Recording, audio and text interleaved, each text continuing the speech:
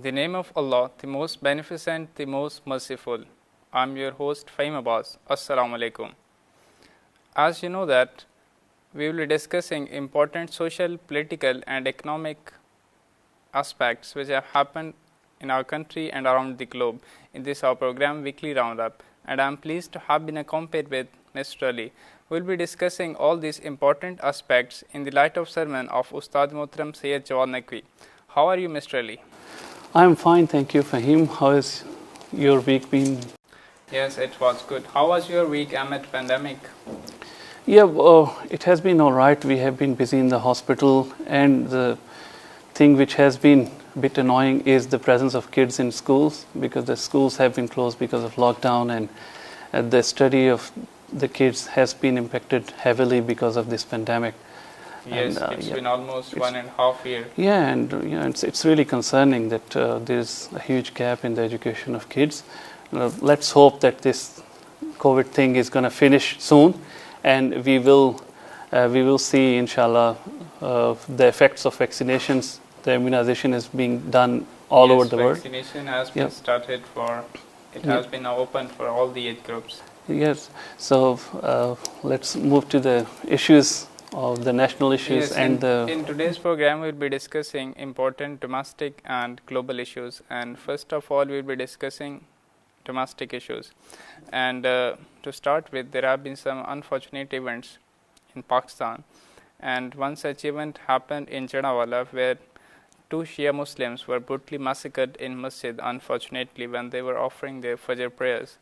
And similarly, some unfortunate events have happened in Diji Khan. Yeah, I was reading the details of that incident in Jarawala. Actually, that terrorist guy, he announced in the mosque before the Fajr Azan time that he is going to heaven, and if anyone wants to accompany him, then just come with me. And he went straight from there to the Shia mosque, and he killed one person who was reciting Azan and the other person who was offering Tahajjud prayer. He brutally killed them over there.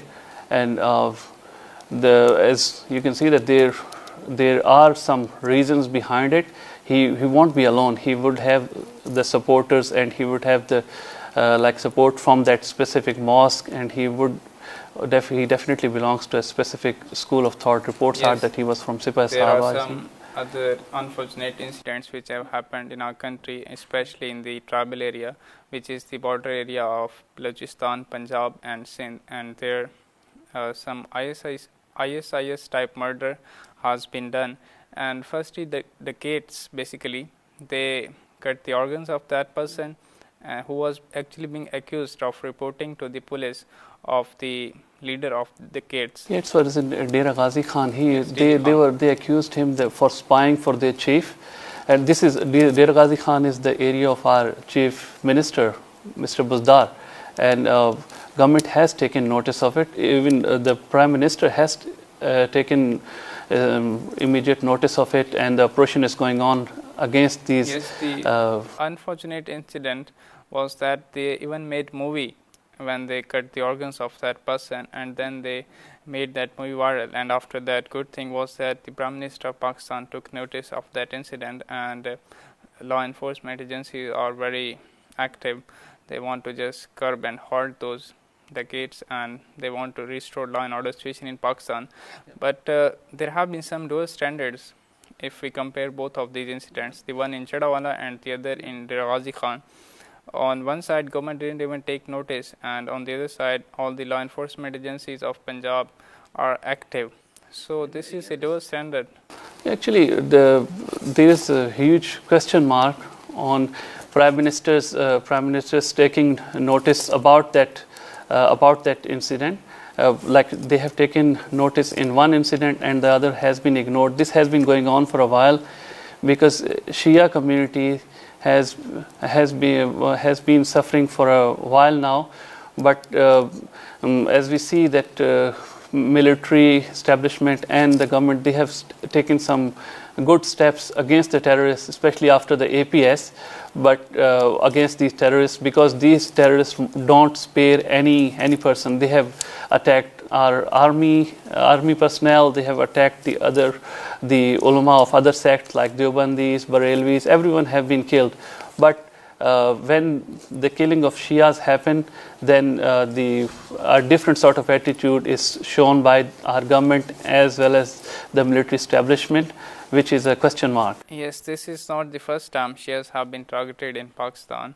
A few months ago in Quetta, blast happened and there was killing of Hazara Shia Muslims, and now that in Jadamwala, and then after this news we'll be waiting for other news of Shia killing, and this unfortunate events continues.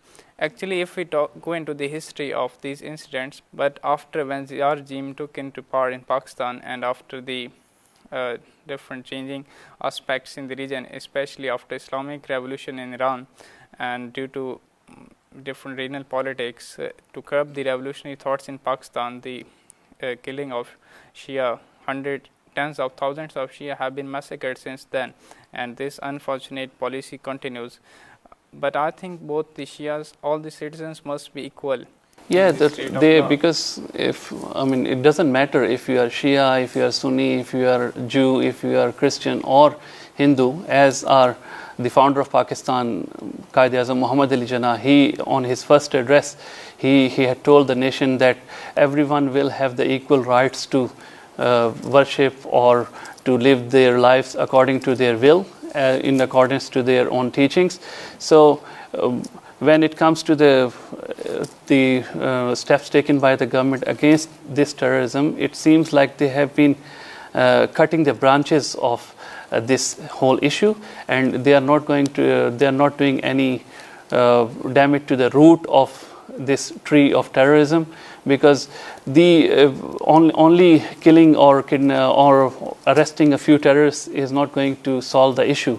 The issue is that we have to control the seminaries around. There are 100 seminaries, as told by previous ISI chief, which are involved in terrorism, and there are some extremist so-called scholars who are preaching this Takfiri school of thought, and they are actually encouraging people to kill the other sects, especially the Shias, and they tell them there is a huge reward for it, as you can see from the words of this terrorist who has done this act, that they will be going to heaven straight away. Yes, it is very true. As we know that Quaid-e-Azam, the founder of this state, he also reiterated several times that everyone in this state is free, whether he is Muslim or non-Muslim. He can go and worship wherever he wants, whether he goes to Muslim mosque or whether he goes to temple. State has nothing to do with. Just state what to do is to preserve the security of the state, and it is very unfortunate that Shias have been brutally murdered. And similarly, there have been some other unfortunate incidents in the border areas of Pakistan, which are close to Afghanistan. And as we know that this region is very important because Americans are just leaving Afghanistan, and Palestine is on the border of Afghanistan, and it is very close there. And now, as we know, that good part is that government of Pakistan and military have fenced this area, so there have been no much cross-border infiltrations, but still there are some law and order problems in Palestine. And as we know that in the last weekend there have been some exchange of fires among the tribal men, and it was also due to sectarian crisis. Actually, what happened, I was reading the reports that Zakir in Parachinar, he said some inappropriate things about the personality of the other sect during Muharram. The people from Sada area, which is a vicinity area of Parachinar, they responded to it, and a conflict was spreading. The government intervened, but there was some exchange of fire between the tribal men, and there are some unverified reports that there are a few casualties as well as some people have been wounded, which is quite concerning to the authorities. And this recent wave of sectarianism is quite concerning. Well, talking about this recent sectarian uprising in Pakistan, one good news is that in the region of Gilgit-Baltistan, which is very important strategic region in this country, as we know that because of CPEC, its importance has been much increased, and it is in the eye of the global world now. Especially our enemies such as India are keeping close eye on it, and our authorities are very vigilant about this region. So there was sectarian uprising in Gilgit-Baltistan also in the last week, but it has been suppressed and it has been controlled thanks to some good action taken by the authorities. Yeah, the situation is cooled down now, but it was in the social media and in the news that there were some issues over there, especially after the speech of the Imam Juma in Gilgit side, the Shia side of Gilgit, in which he was preaching his school of thought. He's a really renowned scholar, but during his speech he invited the other sect for Mubahala, and that challenge was accepted by the Imam Juma of the other side, and then they decided a day and time, and they decided that they'll be putting some woods and they'll be burning fire, and both ulama will go into it, and then we'll see who is right and who's wrong. But these sort of things, actually, these sort of things should be avoided by our ulama, who know that, because Pakistan is like a petrol pump. When we go to fill the fuel in the petrol pump, we see signs of no smoking over there, because if a small flame, if can catch fire in petrol pump, a big blast can occur. So ulama have to be really vigilant about this and be careful not to say the words. Thanks to government authorities which intervened in time, and then it resulted in suppression of this latest sectarian uprising in Gilgit-Baltistan. Moreover, there are some other issues which are government policies regarding religious matter, and government is now intruding in religious matters, and there have been some series of government intrusions in the religious matters, which include sectarian bill. It was presented in the Punjab Assembly before Muharram, and it was controversial bill, and after that it was ejected by the governor. And after that, this series has been continued. It seems that government is also interested in this. Because government has been interfering in religious matters. Normally governments don't do it, but because this government thinks that they are really strong, and actually they are really strong because establishment is standing behind them. We have seen that PDM was formed and a lot of efforts were done by the opposition, but they couldn't do anything to this government. So because they think they are really strong, they have taken several steps. As you mentioned, this bill was brought in Punjab Assembly, but it wasn't signed by the governor in the result of protest by some sects in Pakistan, because it was totally based on sectarian basis. So after that, now the latest series, government has also introduced the policy of single curriculum for all the sects, and it is also controversial because in all the seminaries of all the sects, one curriculum will have to be introduced, and which is unacceptable for one sect. There are certain things which are unacceptable for all the sects. Yeah, because it's favoring one sect specifically, and there are some teachings in this new curriculum which are really close to the extremism. It's going to spread the sort of extremism which is already present in these hardline sort of seminaries. It's going to spread to colleges and schools as well. So it will have really bad consequences. This government is it's pretty sure that they are going to pass in 5 years, but it will cause definitely problems for the next coming government. Yes, it is going to cause some serious problems for the upcoming regimes. But there is some also interesting fact that government is trying to implement a single sermon of Friday throughout the country, and government want to control the sermon of Friday. And as you know that in Pakistan, mostly the religion is based on emotions and not on the basis of rationalism and logics, and this is really going to erupt sectarianism once again. Yeah, because people will be emotional about this thing. Yeah, actually, I'm not pretty sure that government is going to be able to do that, but this is the intention of the government which they have shown. But actually, what they should be doing is to target the specific speakers who are spreading hatred, rather than just dictating the Friday sermons and doing things like that. And if they are able to target the root causes, the speakers like the ex-Imam Masjid of Lal Masjid, Maulvi Abdul Aziz, we see a lot of, recently we have seen some really terrible sort of video clips by him in which he is just encouraging people to just go and kill the other sect, or especially his target has always been this Shias. is very unfortunate. Yep. And similarly, there have been some other steps taken by the government which were considered to be very fragile, because government first did a contract with the Tehreek-e-Labbaik Pakistan that they will be expelling the French ambassador, but later on they didn't do it, and then it resulted in violence and anarchy and chaos around the country, and resulting in killing of tens of workers of Tehreek-e-Labbaik Pakistan, and similarly some policemen were also injured, and the whole country was just... It has been the habit of this government specifically, because they are not really experienced, and as we know that our Prime Minister is not a politician, he was a cricketer.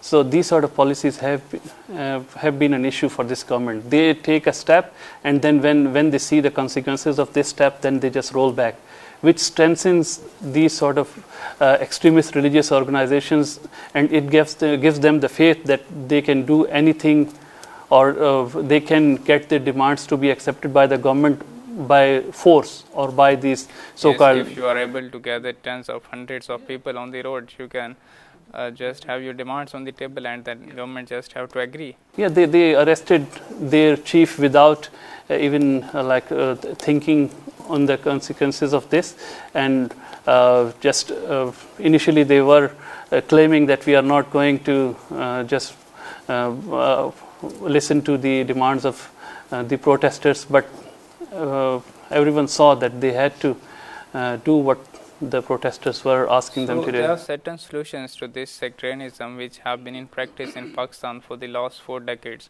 and I think the most important is that, as we know that our state institutions have presented a list of about 100 seminaries, and they have also indicated those mosques and those clerics who spread hatred against other sects. I think they must be controlled by the government, and similarly the funding of those institutions which are involved in terrorism, as FATF has also put pressure on Pakistani government, and Pakistani government has done well to control the funding of these institutions, and this is going to be work a lot. Yeah, government has taken some steps. Specifically, we see they have taken steps against Jamaatul Dawa. They have taken over their different organizations which were being run by Jamaatul Dawa, and which was done under pressure of IMF and FATF. But they have to take some concrete steps regarding the institutes which they think that they are involved in, that they are actually involved in terrorism and spreading the terrorism and sponsoring the terrorism. Yes. As it is the responsibility of government to curb this sectarian, it is also responsibility of people and clerics to control this sectarianism. And the most important thing which religious clerics can do is to spread the teachings of their own sect, which are the pure teachings of Islam.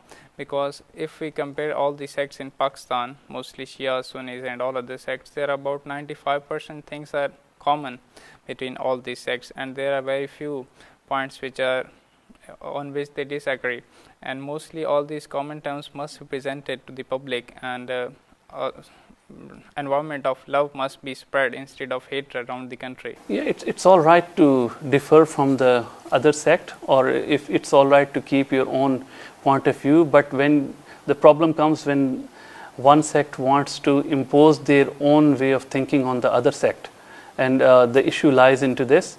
So it's all right that preach your own school of thought in a really like a civilized way, but the speakers should be really careful that they shouldn't criticize the other sect, and it's not necessary really to just criticize the other sect all the time in front of your own audience. They don't. The teachings of your own sect. For example, Shias can preach their teachings of Imam Ali al-Islam, Najul Balagha, Biharul Anwar.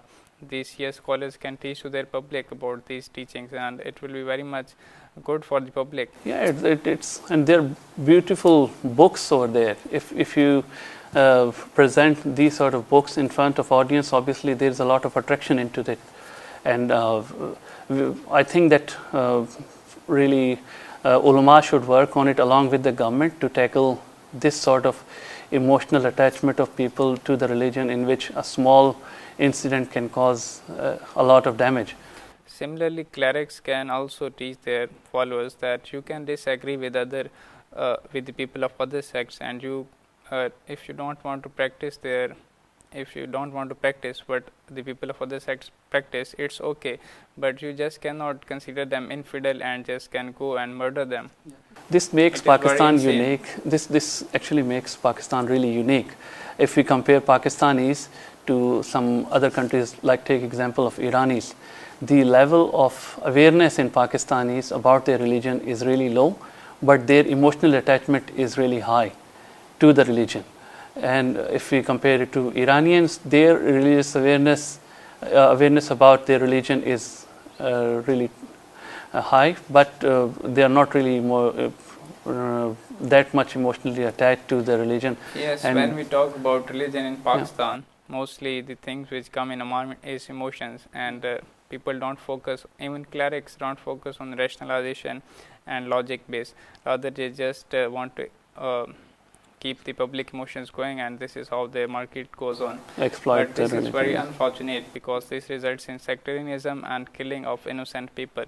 So this has to be stopped, and the first thing which people must do, and all the clerics, is that all are Muslim and all are the followers of Prophet Muhammad sallallahu alaihi wasallam, and all believe in one holy book, and all believe in one holy God, and all these are common things, and they must be gathered around these things, and this is how this curse can be eliminated from our country. As Inshallah. Now we are going to take a short break, and after this break we will be discussing some important international issues, which include Afghanistan issue and also Palestine issue. Keep in touch with us.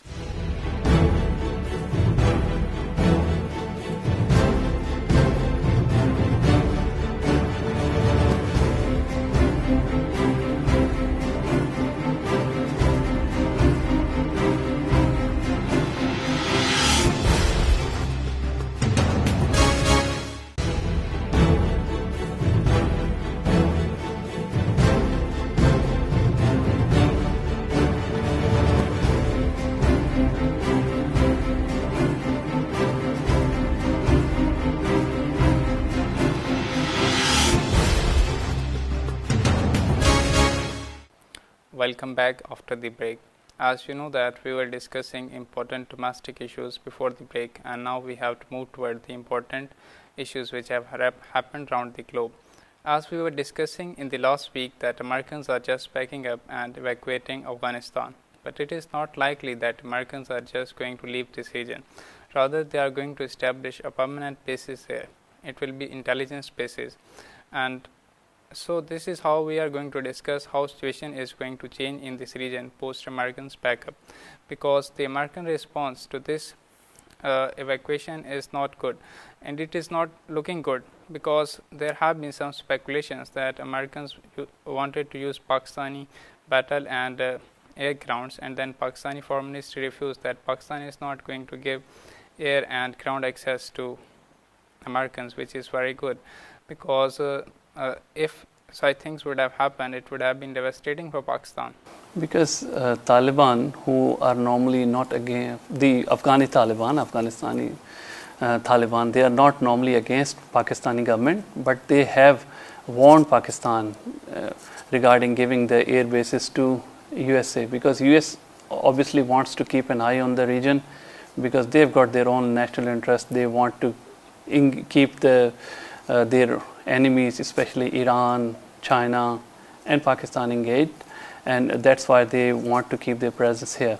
And as we can see in Afghanistan, that it is becoming a sanctuary of the terrorists, and if we talk about the history of Afghanistan from the era of British colonization, when Britishers were here, Afghanistan was battleground too at that time.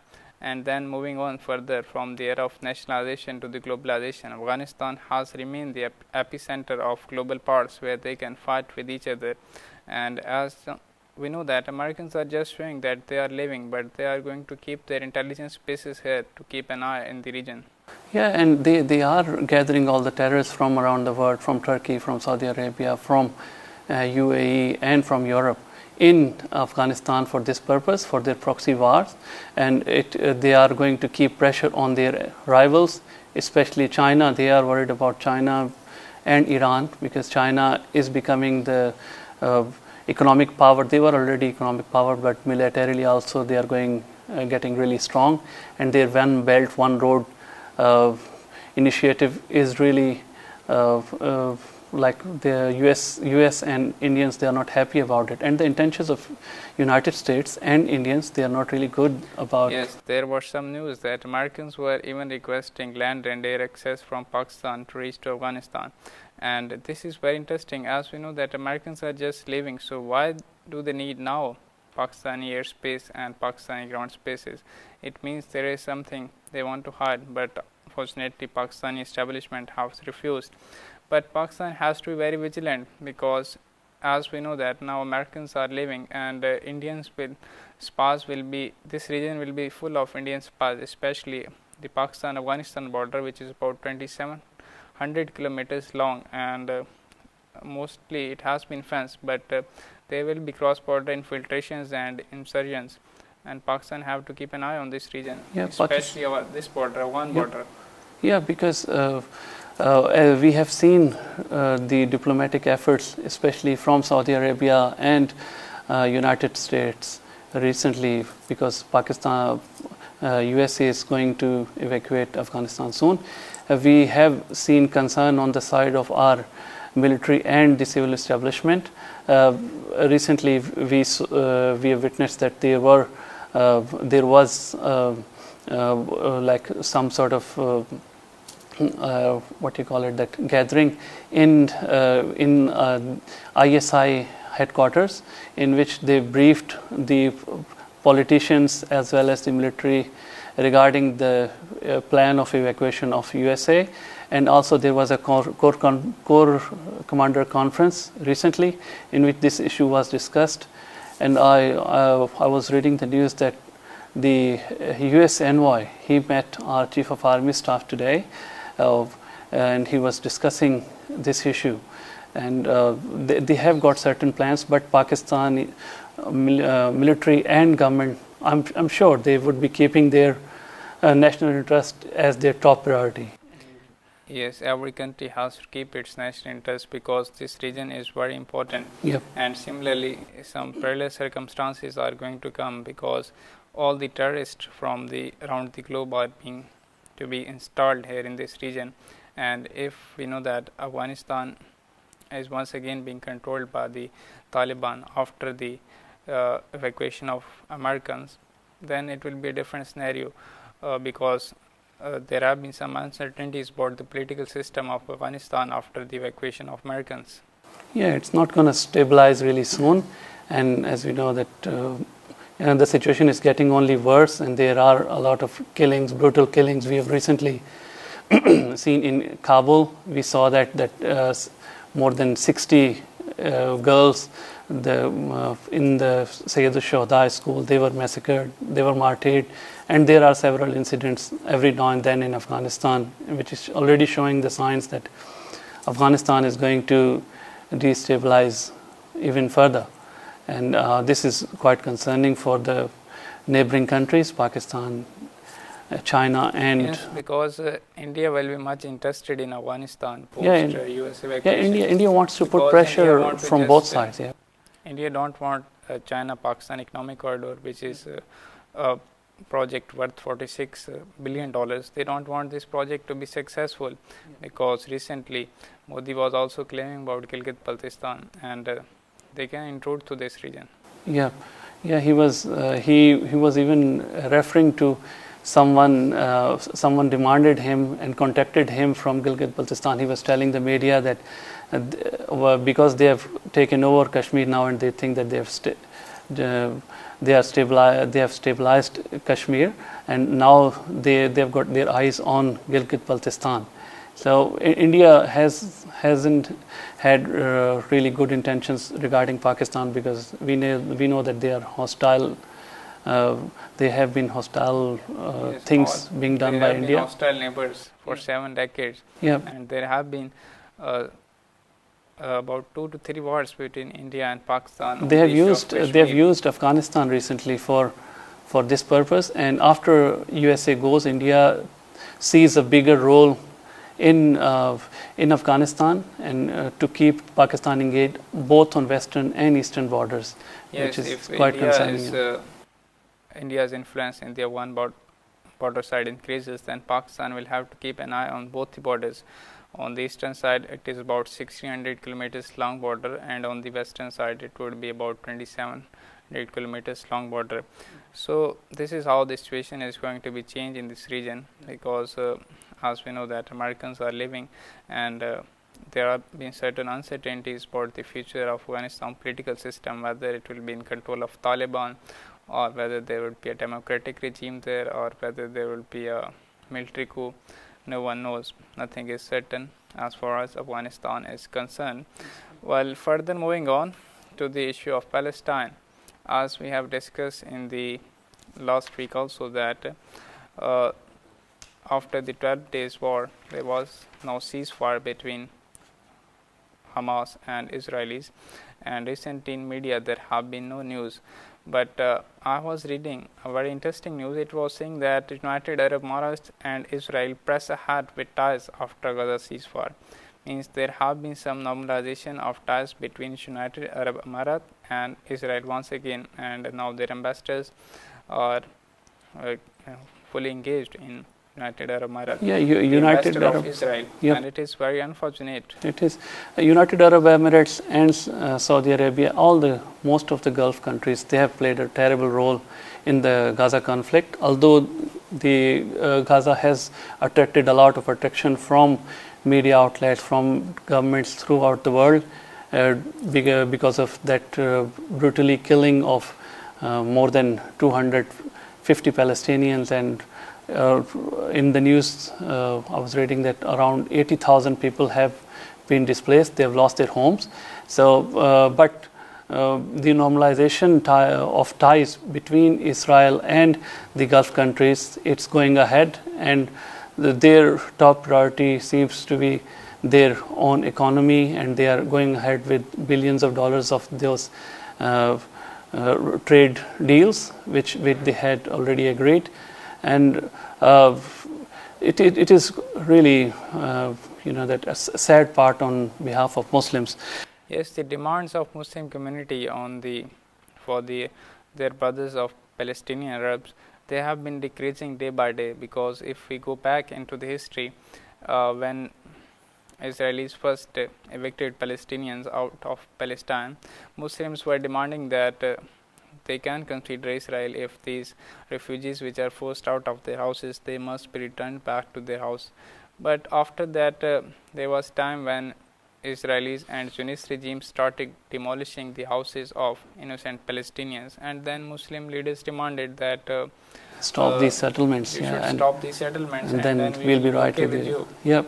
And then after that, when they didn't stop there, then the Arab countries, they fought a war in 1966, and they ended up giving more land to Israel. And we could see the presence of Israel in Lebanon, in Syria, in Jordan, and a part of Egypt Israel was also taken over by most of its Arab neighbors. And then their demand decreased to the level that they were asking Israel, if you go back to the pre-1967 borders, then we'll be right.